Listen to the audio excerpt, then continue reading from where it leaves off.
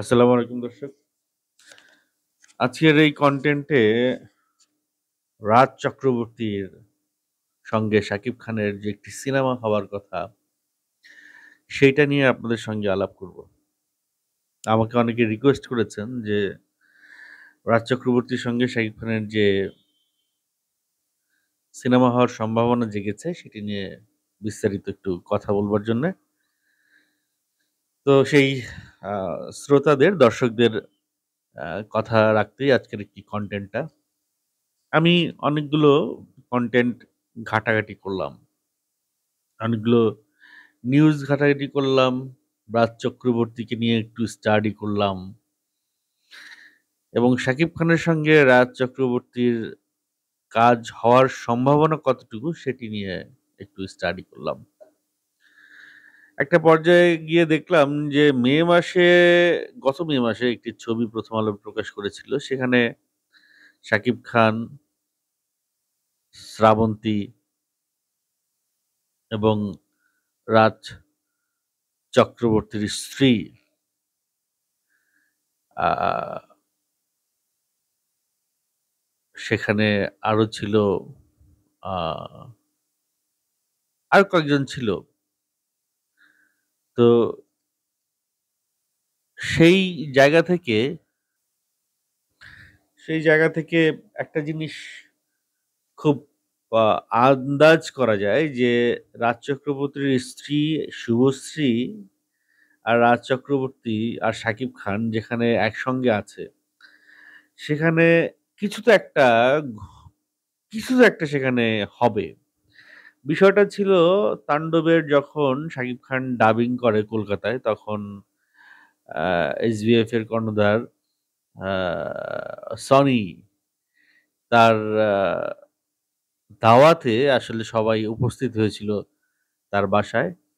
রায়হান রাফি, শাকিব খান, জয়া আহসান, রাজ চক্রবর্তী, শুভশ্রী, শ্রাবন্তী।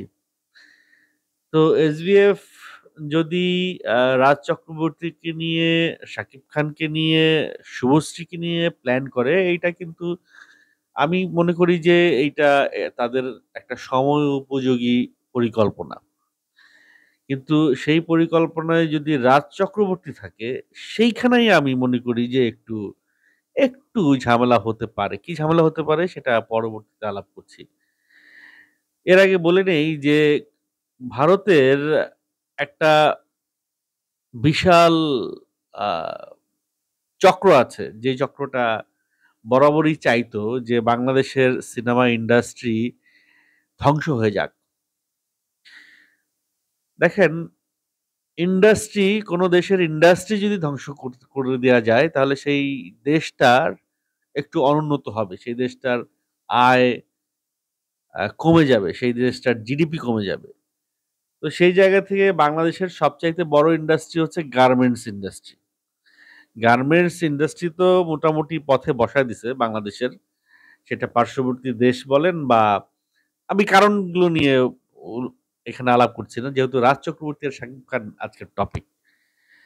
ইন্ডিয়ার সঙ্গে বাংলাদেশের সবচেয়ে বড় যে ঝামেলা সেটা হচ্ছে গিয়ে যে ইন্ডিয়া কখনোই চায় না বাংলাদেশ ডেভেলপ করুক। এই বিষয়টা মুখে বললে অনেকে রাগ করবে, এই বিষয়টা আপনারা যদি ইতিহাস ঘাটেন তাহলে একটা জিনিসই তারা উদাহরণ দিবে, সেটা হচ্ছে যে 1971 সালের যুদ্ধে ভারত যদি বাংলাদেশকে সহায়তা না করত, তাহলে পাকিস্তানের সঙ্গে জিততে পারতো না। দেখেন, এই একটা কথার পেছনেই ভারতের সবচেয়ে বড় সুবিধাটা লুকিয়ে আছে। ভারত থেকে ভারতের সবচেয়ে বড় সুবিধাই হচ্ছে পাকিস্তান থেকে বাংলাদেশকে আলাদা করা। কারণ ভারতের 3 পাশ জুড়ে আছে বাংলাদেশ, অথবা বাংলাদেশের 3 পাশ জুড়ে আছে ভারত। আর সেটা যদি পাকিস্তান হয়ে ভারতের সাথে বসবাস করে, তাহলে ভারতের সবচাইতে বড় ঝামেলা হচ্ছে ভারত তার 3 পাশে পাকিস্তান নিয়ে বসবাস করছে। সে একটা আলাদা দেশ হিসেবে বাংলাদেশকে আলাদা করে, পাকিস্তানকে আলাদা করে, এতে ভারতেরই সবচেয়ে ফায়দা হয়েছে। যাই হোক, সেগুলো অন্য বিষয়, ওই বিষয় নিয়ে কথা বলতে চাই না। তবে ভারত A to Z, ভারতের সবসময় তাদের পরিকল্পনা হচ্ছে গিয়ে তারা নিজেরা ভালো থাকবে। অন্যেরা কি কেন অবস্থা থাকে সেটা তাদের দেখবার বিষয় না। সেই জায়গা থেকে ভারতের সঙ্গে ভারতের আশেপাশের কোনো দেশের সাথে তাদের এই মুহূর্তে ভালো সম্পর্ক নাই। কারণ ভারতের আশেপাশের সবগুলো দেশ সেটা হাড়ে, হাড়ে টের পেয়ে গেছে। এখন কথা হচ্ছে গিয়ে কেন বাংলাদেশের ইন্ডাস্ট্রি ভারত ধ্বংস করতে চায়? কেন বাংলাদেশের ফিল্ম ইন্ডাস্ট্রি ভারত ধ্বংস করতে চায়? এটা কি কেন চায়, কিভাবে চায়, কোন, কোন প্রক্রিয়ায় করছে, কারা এই প্রক্রিয়ায় হেল্প করছে, মদদ দিচ্ছে, এই বিষয়গুলো নিয়ে অন্য এক সময় আলাপ করব। আজকের বিষয়টা হচ্ছে গিয়ে যে যেই কাজটি তারা করতে গিয়ে চেয়েছিল সেই কাজটি করতে গিয়ে তারা কলকাতার ইন্ডাস্ট্রি ধ্বংস করে ফেলেছে। বাংলাদেশের ইন্ডাস্ট্রি ধ্বংস করতে গিয়ে কলকাতার ইন্ডাস্ট্রি এমন একটা জায়গায় চলে গেছে। একটা সময় বাংলাদেশের মেক্সিমাম ছবি দেখবেন যে কলকাতায় কপি হইতো। মেক্সিমাম ছবি বাংলাদেশে একটা ছবি রিলিজ হলেই সেই ছবিটা কলকাতায় যেয়ে এটা রিমেক হইতো। তো সেই জায়গা থেকে কলকাতা ঘুরে দাঁড়িয়েছিল এবং সেই ঘুরে দাঁড়াবার পেছনে রাজ চক্রবর্তীর একটা হাত ছিল। সেই যে ২ পৃথিবী থেকে শুরু করে চ্যালেঞ্জ, তারপরে আরো কিছু ভালো, ভালো ছবি রাজ চক্রবর্তী, কমার্শিয়াল ছবি রাজ চক্রবর্তী বানিয়েছিলেন। খুবই ব্যবসা সফল হয়েছিল। ইভেন নতুন জুটি নিয়ে রাজ চক্রবর্তী 'বরবাদের' মতো একটি সিনেমা বানিয়েছিলেন। সেটিও খুব গানগুলো সহ খুব ব্যবসা সফল হয়েছিল। কিন্তু সেই ব্যবসা সফল হওয়ার সালটা, সময়টা যদি একটু মাথায় নেন, সেটি ২০১৪ সাল, ২০১০ সাল, ২০০৯ সাল, মানে ১ যুগ আগের ঘটনা।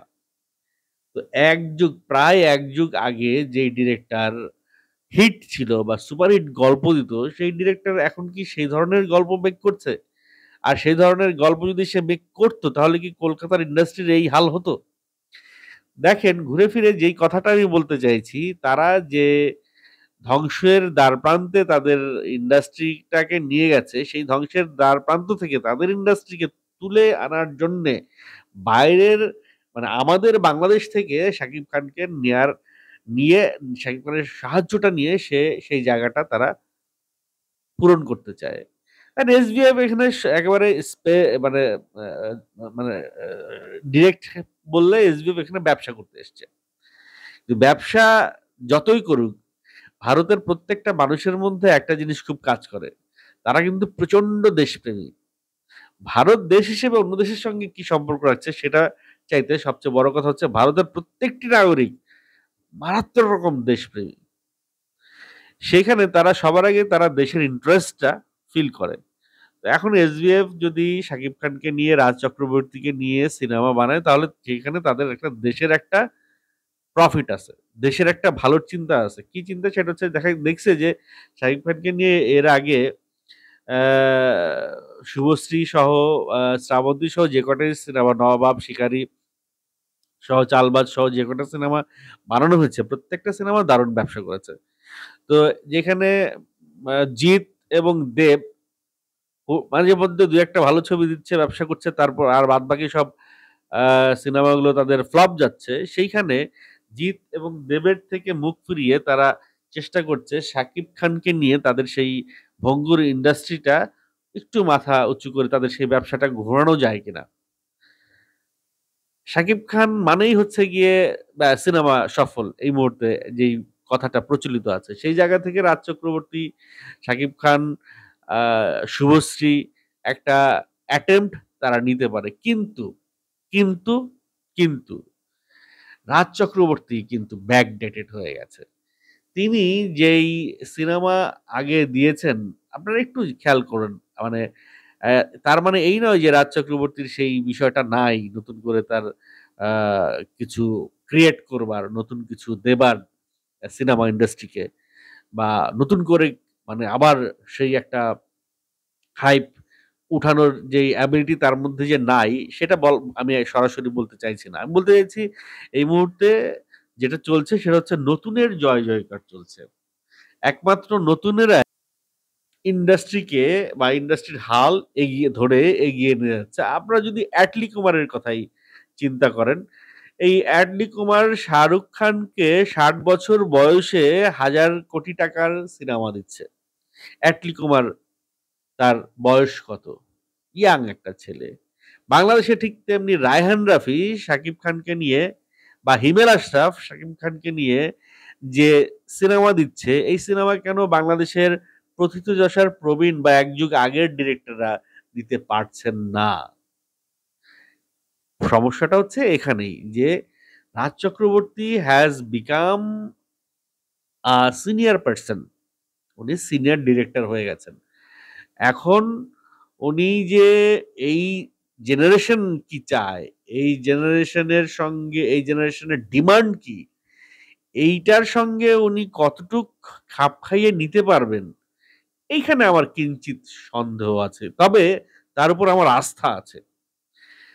যেহেতু তিনি 'দুই পৃথিবীর' মতো সিনেমা বানিয়েছেন, যেহেতু তিনি 'চালবাজের' মতো সিনেমা বানিয়ে 'চালবাজ' 'চ্যালেঞ্জের' মতো সিনেমা বানিয়েছেন, 'বরবাদের' মতো সিনেমা বানিয়েছেন। তো রাজ চক্রবর্তীর একটা অ্যাটেম্প্ট নিলে সেটার সাকসেস রেটটা যতটা বেশি হবে, নতুন একটা ছেলে অ্যাটেম্প্ট নিলে সেটার সাকসেস রেটটা একটু কম থাকবে। এটাই স্বাভাবিক। তো আমি সর্বোপরি যে বিষয়টা আ দেখছি যে রাজ চক্রবর্তীর জায়গায় এসবিএফ যদি রায়হান রাফিকে ইনভলভ করে সিনেমাটায় বা হিমেল আশরাফ বা রায়হান রাফি রিলেটেড ক্যাটাগরির কাউকে ইয়াং চাপ নিতে হবে ভাই। নতুন ব্লাড, নতুন চিন্তা ভাবনা, নতুন মানে নেক্সট জেনারেশনকে টার্গেট করে যারা গল্প নির্মাণ করবে, সেরকম কাউকে যদি এখানে এড করে সেইখানে নায়িকা শুভশ্রী হতে পারে। নায়িকা শুভশ্রী হতে পারে, কিন্তু আমার মনে হয় নায়িকা শুভশ্রী হওয়ার চাইতে নতুন কোনো নায়িকা হওয়াটা, সেটা ভারতের হোক, যৌথ প্রযোজনার হোক, নতুন কোনো নায়িকা হওয়াটা বেশি জরুরি। শুভশ্রীর দিন শেষ। শুভশ্রী ফুরিয়ে গেছে। শুভশ্রী মা হয়েছে, শুভশ্রীর বিয়ে হয়েছে, শুভশ্রী সিনেমা থেকে বিশাল একটা গ্যাপ নিয়েছে। এরপরে কোনো নায়িকার কামব্যাক করা খুব টাফ, খুব টাফ। সেই টাফ জবটা শুভশ্রীর চ্যালেঞ্জ হিসেবে নিতে হবে। রাজ চক্রবর্তীরও কমার্শিয়াল সিনেমা বানাতে আসলে চ্যালেঞ্জ হিসেবে নিতে হবে। হ্যাঁ, এটা যদি হয় রাজ চক্রবর্তী তার স্ত্রীর আ জায়গাটা কনসিডার করতে পারে। সে যদি নতুন কোনো নায়িকাকে নিয়ে যৌথ প্রযোজনায় শাকিব খানকে নিয়ে কলকাতায় সিনেমা বানায়, সেই ক্ষেত্রে একটা নতুন ক্রেজ তৈরি হবে, নতুন একটা অ্যাট্রাকশন তৈরি হতে পারে। তো সবাই দেখলাম খুব উচ্ছ্বাসের সাথেই এই বিষয়টা ব্যক্ত করছেন যে রাজ চক্রবর্তী হলে সিনেমাটা খুব ভালো কিছু হবে। খুব মারদাঙ্গা, খুব অ্যাকশন, খুব কমার্শিয়াল ঘরানার কিছু একটা হবে।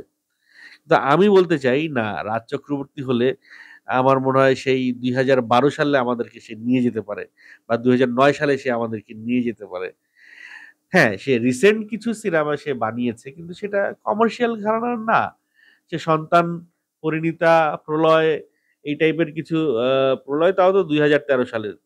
'পরিণীতা', 'সন্তান' এই টাইপের কিছু সিনেমা সে বানিয়েছে। বাট এই টাইপের সিনেমা দিয়ে আমার মনে হয় না এই টাইপের গল্প দিয়ে শাকিব খানকে সে আ ইন্ডিয়ার বাজারে আ তা দর্শক টানতে পারবে। শাকিব খানকে নিয়ে যদি দর্শক টানতে হয়, শাকিব খানকে নিয়ে এই 'তাণ্ডব', 'প্রিয়তমা' বা ওই যে 'নবাব', 'শিকারী' ওই টাইপের গল্পই আনতে হবে এবং সেই গল্পে আধুনিকতার ছোঁয়া থাকতে হবে এবং রিসেন্ট টাইমটা ইনভলভ থাকতে হবে। ভাই ১০ বছর আগের চিন্তাধারা নিয়ে গল্প লিখলে, সিনেমা বানালে এই সময়ে মানুষ খাবে না। ১০ বছর আগে YouTube ই তো মানুষ ঠিকমতো ব্যবহার করত না। Facebook টাই মানুষ ঠিকমতো ব্যবহার করত না। ১০ বছরে অনেক কিছু পরিবর্তন হয়ে গেছে। সো সেই পরিবর্তনটা যদি রাজ চক্রবর্তী নিজের মধ্যে অ্যাডপ্ট করতে পারেন, সেই কমার্শিয়াল সিনেমা সে লাস্ট কবে বানিয়েছেন, সেই তারপরে আবার যদি এই শাকিব খানকে নিয়ে সিনেমা বানান, সেই জায়গায় নিজেকে যদি তিনি অ্যাডপ্ট করতে পারেন, নিজেকে যদি তিনি আ মডিফাই করে, চেঞ্জ করে, আ নিজেকে যদি ব্যা কপ করতে মানে ইয়ে করতে পারে, ম্যাচ করাইতে পারে, তাইলে হইতে পারে। তবে আমি কিন্তু সবার মতো এতটুক বলতে পারছি না। এইভাবে ঢালাওভাবে বলতে পারছি না যে রাজ চক্রবর্তীকে নিয়ে শাকিব খানকে নিয়ে রাজ চক্রবর্তী যদি শুভশ্রীকে নিয়ে কোন সিনেমা বানায়, সেটি খুব ভালো কিছু হবে। এইটা মানে খুব ভালো বলতে সুপার ডুপার হিট কিছু একটা হবে। এই টাইপের কিছু আমি এখনই বলতে পারছি না। তবে শাকিব খান যেখানে আছেন, শাকিব খান আরো ৫ বছর যেখানে থাকবেন, যে সিনেমাই করবেন, যে প্রজেক্টেই হাত দিবেন সেই প্রজেক্ট নিয়েই মাতামাতি হবে। কিন্তু সোলজার সিনেমাটা নিয়ে সেরকম মাতামাতি দেখছি না। এটা আমাকে আশাহত করছে। আমি জানি না তারা সোলজার টিম কি করছেন। সোলজারের সেই হাইপ নাই, কনটেন্ট নাই, নিউজ নাই। আ হয় না যে কোন দিক দিয়ে আসলো, কোন দিক দিয়ে গেল এরকম একটা সিনেমা হইলে কিন্তু হবে না। অলরেডি সবাই শাকিব খানকে নিয়ে বদনাম করছেন যে ঈদ ছাড়া শাকিব খানের সিনেমা চলে না। ঈদ ছাড়া শাকিব খান সিনেমা নিয়ে আসেন না। আ শাকিব খানের যদি এত ভালো শিল্পী হবেন, এত বড় সুপারস্টারই হবেন তাহলে সিনেমা হলের সংখ্যা কেন কমে যাচ্ছে? ভাই সিনেমা হলের সংখ্যা এইজন্যই কমছে। কারণ ঈদ ছাড়া কোন সিনেমা নাই, ভালো সিনেমা নাই। হ্যাঁ, শাকিব খান যদি বছরে ৪ টা সিনেমা দেয়, বছরে তিনি যদি ৪ টা সিনেমা দেন, তাহলে যে কটা সিনেমা হল আছে এই কটা সিনেমা হল টিকে থাকবে। আরো ২-১ টা সিনেমা হল রিওপেন হইতে পারে। কিন্তু সেই ৪ টা সিনেমা গুলো শুধু বানাইলেই হবে না। সোলজারের মতো চুপি, চুপি বানিয়ে রিলিজ দিলেই হবে না। আওয়াজ দিয়ে আসতে হবে। প্রপার একটা হাইপ ক্রিয়েট করে আসতে হবে। ভাই এখন হলো গিয়া মার্কেটিং এর যুগ। শাকিব খান তো বাংলাদেশের উপমহাদেশে মানে একজন সুপারস্টার। শাহরুখ খানের কথা চিন্তা করেন। শাহরুখ খান যদি তার সিনেমার বাজেটের অর্ধেকই পাবলিসিটিতে রাখতে পারে, হাইপ ক্রিয়েট এ রাখতে পারে, তাইলে আমাদের শাকিব খানের সিনেমার পাবলিসিটি বা হাইপ সেই লেভেলে কেন হচ্ছে না? কেন করবে না? এই জায়গাটাতে এখনো সময় আছে। একটু মনোযোগী হতে হবে, একটু নজর দিতে হবে। যাই হোক, রাজ চক্রবর্তী যদি শাকিব খানের সঙ্গে যৌথ যোগ হয়ে কোনো সিনেমা হয় সেটা অবশ্যই নতুন কিছু হবে। কিন্তু কতটা ভালো হবে, কতটা ব্যবসা সফল হবে সেটা শুধু সময়ই বলে দিবে।